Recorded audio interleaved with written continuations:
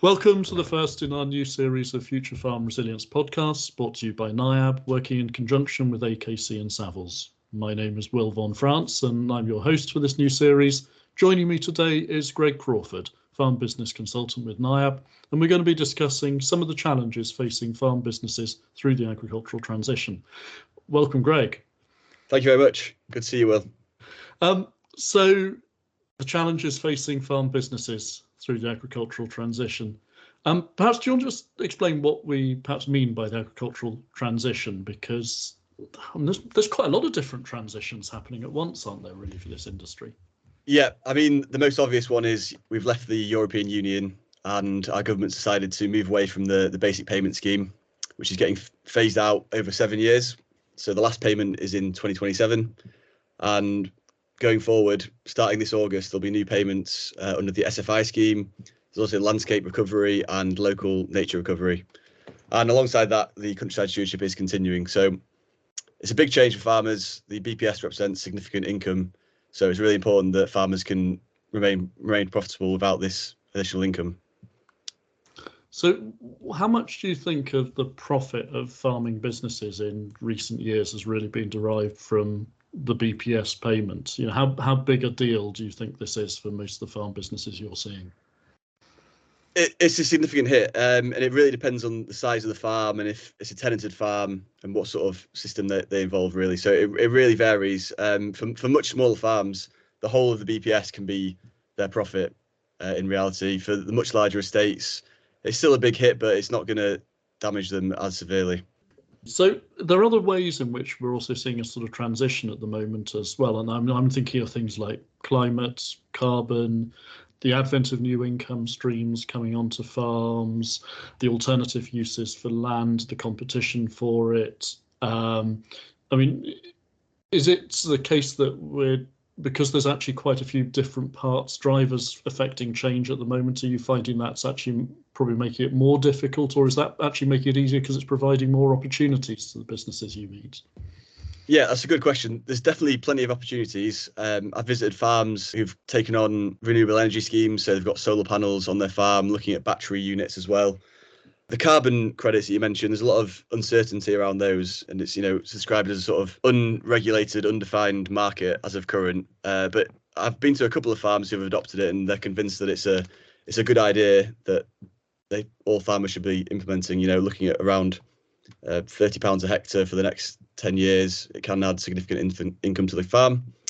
Biodiversity net gain is also another option that farms can be looking at. So there are lots of options there, but which route to go down is the question. And these could potentially all fit with farming practices, couldn't they? I mean, I'm a little bit nervous of the carbon credits one. Perhaps that's a big enough topic in itself. We maybe won't go too far into that one right now. But but one of the big issues here, surely, is also making sure that if we're carrying on with agricultural production, that we can actually make that profitable in its own right, and not just be reliant on almost moving from a subsidised via BPS to a subsidised through your internal business diversifications. Yeah, it's a tough one. Farming should be profitable as a standalone business, and having to rely on these additional income streams does make people nervous. It's difficult. What are your thoughts on that? I think it's really important that we can find ways to farm land efficiently and produce goods that a consumer in a marketplace wants. And that means probably there's some bits of land which don't make sense to do something else with. I don't think we should necessarily be too sort of apologetic about that, but everything we do should stand up on its own 2 feet. That's very much my sort of belief. Otherwise, why are we doing it? Unless it's for more charitable aims. And actually it may be in some cases, and there's obviously a level of social obligations that come with managing and stewarding land as well. What would be the sort of common problems that, because you've visited quite a few farms now, haven't you, and done these sort of one-to-one meetings as part of the project? What would be the common problems that you're hearing from farmers over and over again? There'll always be some things that are bespoke to individuals, but what are the key underlying threads? Yeah, so I've visited around 50 farms this year so far to do farm business reviews and SFI assessments. And yeah, the common themes would be, of course, the loss of BPS. This year it'll be around 50% less that each farm will be getting, and then by 2027 it's completely gone. The new SFIs, there's a lot of interest around there. A lot of people are very surprised that they can generate significant income from it. There's of course costs involved with implementing some of the schemes. Some of the tenanted farms, they don't have long-term agreements and they sort of work on a yearly rolling contract. A bit nervous because you need to have 3 years management control to be able to enter the schemes, so that limits them in some respects. Of course, costs are increasing across the board, and the grain prices has dropped significantly from its peak of last year, which people are very nervous about, especially if they bought fertilizer at the heights. It's going to be a very tight year for some. Also, access to more land, so everyone wants to make use of their sort of machinery and assets and labour resources, and we're seeing that it's very hard to take on more land because not many people are looking to get rid of land, and anything that does become available is quite a high price. And so that is a big complaint of people wanting to expand and not being able to. Yeah, and cost of new machinery there as well. So people are looking to reinvest in machinery that's breaking down, becoming more redundant, and are hesitant to do so because the price of debt is increased and the price of machinery has also increased. So it's making people very nervous. But there are options to mitigate against those risks. I went to a farm the other week where they were looking at buying a new combine last year, and he was chatting to his farmer friend in the pub, and he was also looking to buy a new combine, and they thought, oh, let's have a look at the numbers and see if we can make it work. And once looking at the numbers, they realised, we have to make this work given the savings. So people have to look outside the box in some respects and see how they can mitigate against some of these risks, really. Yeah, I mean, I suppose it's always been the way, hasn't it? We always get the sensation that prices are increasing, unless it's something you sell. Of course, last year was really a high point, wasn't it, for a lot of arable businesses, that you had a relatively good harvest, you had exceptionally high prices, and for harvest 22, quite modest cost of production to get there. 23, we got very high cost of production, yields as of yet uncertain, prices somewhat below where they were, but actually on a historical basis still pretty strong. Yes. Are we worrying because is it that bad, or is it just the case that because we've come from a year that was such an exceptional high, everything is a slide from thereafter? I mean, yes, last year was exceptional in terms of grain prices.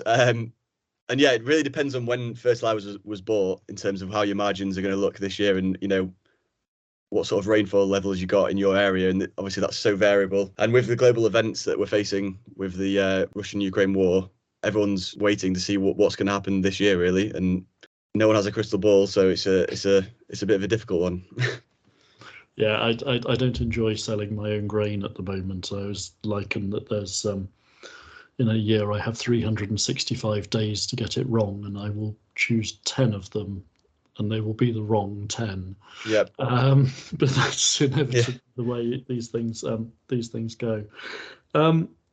We've seen massive inflation, but one of the areas where that you just briefly touched on there was the cost of funding as well, and in relation to machinery, but also in relation to just what the cost of cash now, interest rates having gone from close to 0 to 5%, overdraft costs, maybe unsecured overdrafts, maybe not now, so 7-8% interest, unsecured overdrafts going to be more than that. How well do you think some of these businesses, or the businesses you're seeing, are actually able to absorb that interest rate hike? Because that's unfamiliar territory for a decade. Yes, it's true. I think a lot of farms are hesitant to take on any new hire purchase agreements and loans for new machinery, and they'll be pushing their machinery to its limits in terms of its longevity. And for those businesses that are already in agreements where the interest rates are going up, they can be in a spot of bother, and they're going to have to really manage their farming system and how they can make that function properly. But yeah, it's a very nervous time for a lot of farms in terms of the level of debt. But at some point you do need to reinvest in new machinery, so that is something that you have to do at some point, and we don't know when that's coming back down again. again, it's one of these unknowns. Well, as most things are, Yes. unknowns, it seems. So certainly there's I mean, I can see in my own farming business, I think I'm inclined to slow down on the purchases of machinery now. I've actually done, I know I've done most stuff I want to do recently, but it's then actually the cost of cash to fund everyday parts of the business as well, which, I mean, you don't tend to buy machinery on your overdraft, but you do tend to buy fertilizer that way. And so it's across the board, isn't it, this interest rate issue affecting businesses. One of the areas I'm sort of interested to pick up on a little bit more, because you've also been talking about it quite a bit, is SFI. And what do you think the farmer enthusiasm is for SFI? As you've met people, you've talked about it, you've looked at different scenarios for them. What sort of level of enthusiasm are they showing? Initially, enthusiasm is low. Once I've gone onto farm and gone through all the standards that are available and looked at their system and gone through how we can make it work for their farming model, and I've got this SFI calculator. So once we've gone through all the standards, looked at what might work, we input it into this calculator, and often the farmers are quite surprised at how much income we can identify. Obviously, with BPS, it's mostly legislation, and there's no additional costs incurred in claiming the BPS. With the SFIs, there's seed costs there, there's time costs, and you've got to look at the margins involved as well. So it's not purely, the income isn't the pure profit you'll get from the SFIs. Are there certain standards, that SFI standards, that are standing out as being ones that are, really people are really interested in? Yeah, I mean, the obvious ones are, so the integrated pest management standard and the nutrient management standard. 99% of farmers are already doing those for Red Tractor anyway, so that's a very easy win. The hedgerow standards there's been a lot of interest around those.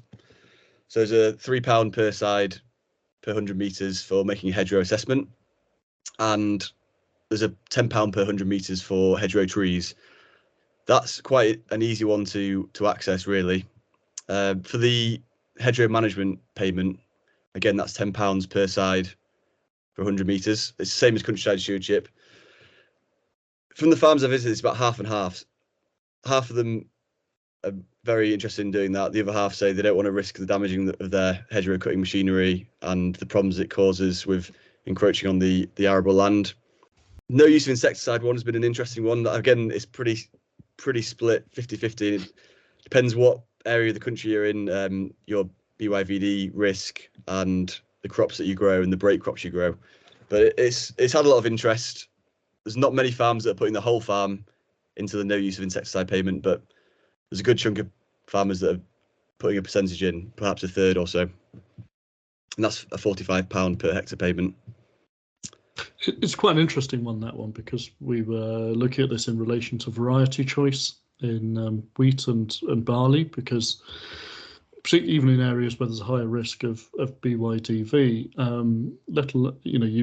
you wouldn't want to entertain it without some sort of protection by some other means, and there are some varieties out there in winter wheat and winter barley that can help, and we looked at whether the economics of those stack up with the yield drag, if there is one, and in the case of wheat, there's probably a little bit of, it's a bit marginal, but actually in the case of winter barley, with the varieties with tolerance, they actually look like it could work quite nicely with the SFI £45 a hectare. But I sort of wonder in some locations whether £45 a hectare, I mean, is that enough for the risk that's being taken on? Yeah, £45 doesn't buy a lot of wheat, does it? So you've got to take that into account. So yeah, it's a difficult one. It's 0.25 of a tonne a hectare, isn't it? So yeah, you've got to be fairly confident the odds are in your favour. Definitely, yeah. But I've been to some farms where they haven't used insecticide for 5 years and they don't plan to, so it's a very attractive option for them. But you've got to weigh up that risk and work out the numbers. Yeah, and you have to have other mitigations, which is those who successfully avoid the use of insecticides will be doing other things which enable them to do that, and that's the important thing. Yeah. That they manage risk another way.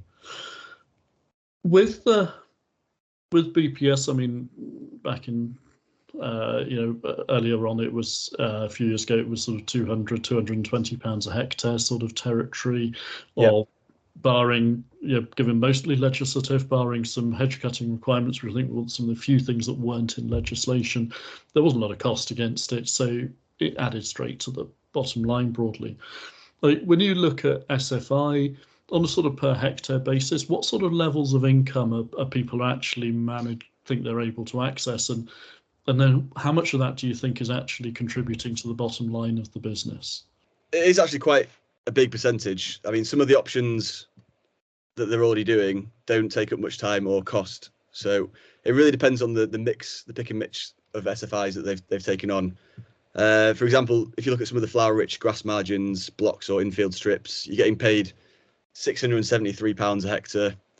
After the seed cost that you split over 3 years, it's looking at £617 a hectare.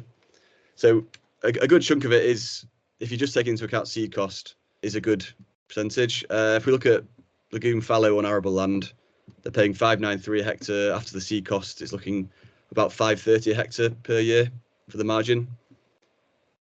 But we've still got establishment costs, haven't we? And is there some ongoing maintenance, like mowing and bits like that, and managing weeds within them? Yeah. So it's still a bit more cost than that, isn't there? There definitely is, yeah. And you've got to take that into account. And a lot of these schemes are very good for those bits of land that aren't as productive, and they can take into account like an IPM approach when you've got these flower-rich grass margins and things like that can complement other schemes. But yeah, it's not going to be a pure margin with these SFIs. You've got to really look at each individual standard. When we do that with the SFI assessment, go through, look at all the margins and come to an approximation. But they're still worthwhile doing from what I've seen. So in these business reviews that you're doing, you've also got an SFI assessment in there, but what else is being offered and what's being done with growers? So in terms of the Future Farming Resilience Fund and the support we offer, yeah.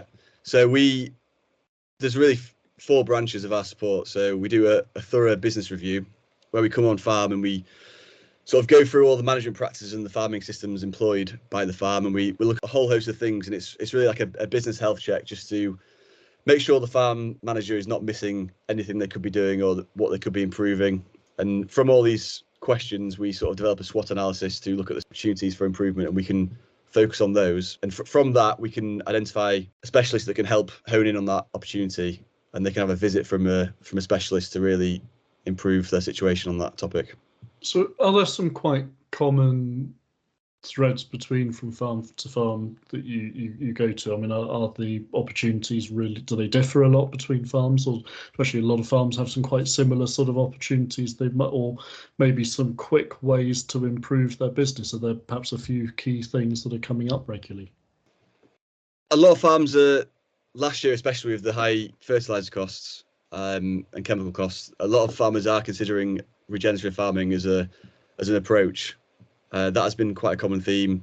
Diversification, people are looking at what they can do to bring in additional income onto the farm, and whether that's diversification through commercial lets, or if it's a livestock farm, direct to consumer meat boxes, looking more at carbon credits.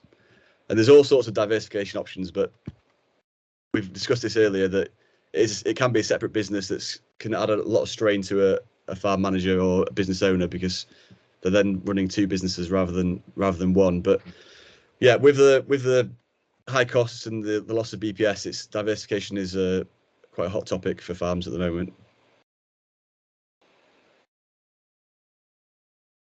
So you talked a bit about, you mentioned regen farming, and some people perhaps seeing that as a direction of travel for that might be improving their businesses. You obviously meet some people who are already down that path. And is there a difference in how those who are down that path feel about the future and the challenges they're facing to those who have not embarked on that route? Or are we finding that actually the same problems exist? Do they see things a different way if they're already regen? It depends on where they are, their soil type, and all sorts of factors. I mean, I've been to some farms that have converted to regen, and then they've seen a drop in yields and decided to go back to conventional farming. Some farms have changed in the process and are seeing improvements in their soil, and they're converted, and they're happy that they're on the right track and feeling less nervous about the future. So yeah, it really depends on the situation. But yeah, I've been to a lot of regen farms that are doing really well, and I've been to some where it's not worked out and they're unsure on the benefits for their soil type and system. One of the things that comes up quite a bit on the arable cropping front and is trying to make actually a rotation that's profitable. Because growing wheat and barley and having profitability there is not quite so difficult. But to have a first wheat, you require first a break crop. And obviously oilseed rape has become very, very unreliable for obvious reasons that I don't think we probably need to repeat, but also that the margins of a lot of break crops alternatives are not the most exciting ones that are out there and bring with them their own challenges. So have you noticed a difference in how growers are adapting to those problems? And are some people finding a way forward in that area? Is SFI perhaps one of those things that's helping some of those? Yeah, good question. That is a common theme again, is that the break crops are becoming a problem. I think Colin Peters is actually going to be doing a podcast specifically on break crops, which should be really interesting. And yeah, I mean, there is an option for legume fallows on arable land. It could be a 3-year option, and some people are considering doing that for 3 years as a break to sort of improve the soil, fix some nitrogen, give the ground some rest. So that is obviously it's a 3-year agreement rather than a break crop, but some people are considering that as a break. So that is an option there. A lot of farmers saying that they want to focus on their rotation and look at different break crops, and hopefully there's a lot of research can help get that solid information there so they can make a clear decision on what they should be growing as a break crop. What are your thoughts on alternative break crops?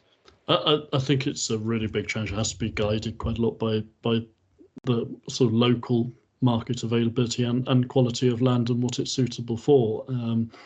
Many of the break crops are quite selective in what soils they suit, and I think it's one of those things we mustn't try forcing anything to work if it's really just not going to, because I think that's demonstrated by the fact that a lot of growers still try each year with oilseed rape, because when it works, it's a more reliable crop or more successful, profitable crop than many of the others.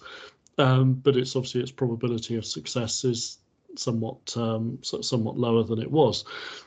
Other break crops don't necessarily have a high probability of success either. And so it's a general question of reliability for break crops in general. Probably for some, I think maize has probably given them an alternative, particularly in relation to AD plants and generally AD plants and larger dairy units if you're in the west of the country. And that has probably buffered a little bit from the profit stress of taking oilseed rape out or reducing the success rate on it.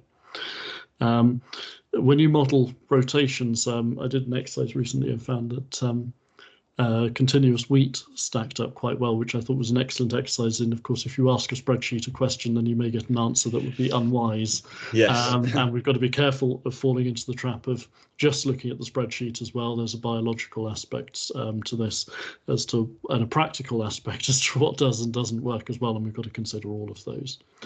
So Greg, we're sort of coming to the end of the time slot for this.